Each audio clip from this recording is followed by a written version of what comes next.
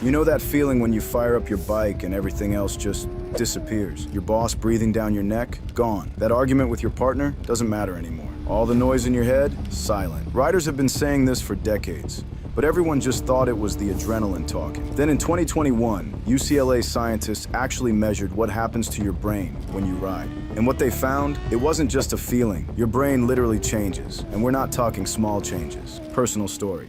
People ask me all the time, why motorcycles? They're dangerous. They're expensive. Why risk it?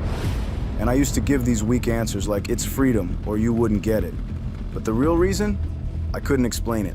I just knew that after the worst day at work, 20 minutes on my bike would completely reset me. Leave the house angry, come back calm, stressed out, come back focused, overwhelmed, come back clear-headed. Something was happening in my brain. I just didn't know what. Then I stumbled on this research, and suddenly it all made sense. The Science Reveal, Part 1, The Brain, 2021, UCLA. Dr. Don Vaughn and his team did something crazy. They took 50 experienced riders, strapped EEG sensors to their heads, and had them ride actual motorcycles while measuring their brain activity in real time. Not in some lab, not on a simulator. Real roads, real bikes. The results? When you ride, your prefrontal cortex lights up. That's the part of your brain that handles focus and filters out distractions. But here's what's weird. While you're hyper-focused, your brain is also calm. They called it a relaxed aware state.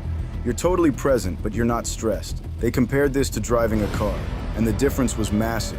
In a car, your brain wanders. You think about work, your phone, random stuff. On a bike, zero wandering. Your brain is locked in. You're processing speed, balance, road conditions, traffic, all at once, non-stop. And your brain, it loves it. The Science Reveal, Part 2, The Chemicals. The UCLA team didn't stop at brain waves. They measured hormones too. Saliva samples before, during, and after riding. And check this out. After 20 minutes of riding, cortisol, your stress hormone, dropped by 28%. 28%. That's the same drop you get from light exercise or meditation. But at the same time, adrenaline went up 27%. Heart rate increased 11%. So you're getting the stress reduction benefits while your adrenaline is spiking. You're alert but relaxed, pumped but calm. It's basically what your brain would design if it could pick the perfect state. The researchers said it's similar to light exercise. But unlike running, riding engages your mind and body at the same time. You're not just moving, you're thinking, reacting, calculating constantly. The cognitive benefits, memory and focus. UCLA wasn't the first to look at this. Back in 2009, a Japanese neuroscientist named Dr. Ryuta Kawashima tested riders versus non-riders on memory, focus, and spatial reasoning. Active riders, way higher scores. Then he did something interesting. He took people who hadn't ridden in 10 plus years and had them start riding again. Just normal commuting stuff. 2 months later, their test scores improved. Better memory, sharper focus, improved spatial awareness, just from riding regularly. Think about that. You're not doing brain training apps. You're not taking supplements. You're just riding your bike to work, and your brain is getting sharper.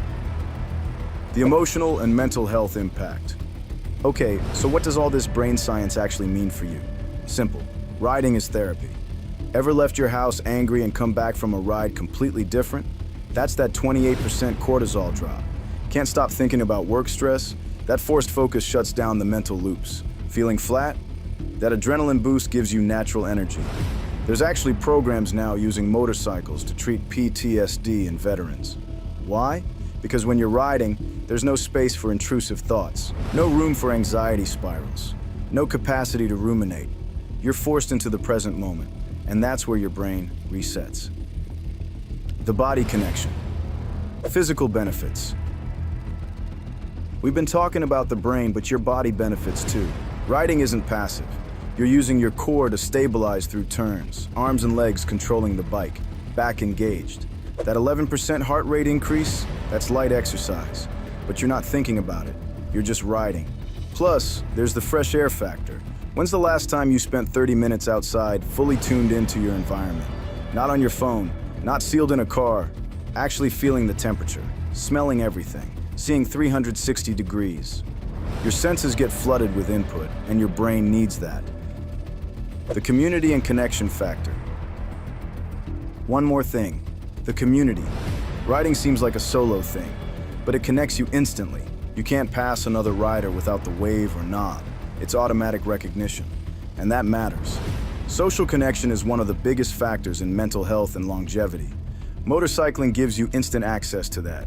Your local group, random conversations at gas stations, online communities, people who get why you disappear for 3 hours on Sunday mornings, who understand why you take the long way home.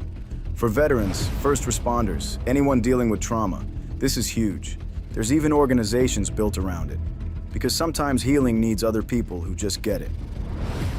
The personal payoff. So back to those questions people ask me. Why do you ride? Isn't it dangerous? Isn't it expensive? Now I have an answer backed by actual science. 28% drop in stress hormones, better memory and focus, natural mood boost, physical workout, mental clarity, community. All from something I do anyway. Name another hobby that delivers all that. I can't think of one. Look, I'm not saying everyone should ride. It takes training, gear, and respect. But for those of us who do, we're not adrenaline junkies. We're taking care of our mental health. We're meditating at highway speeds. And yeah, we're having a blast doing it. Next time someone questions it, tell them your brain literally works better because of it. If you ride, drop a comment. What does it do for your mental health? If you're thinking about learning, maybe this is your push. Take a safety course, get good gear, start small. More science-backed motorcycle content coming soon. Ride safe.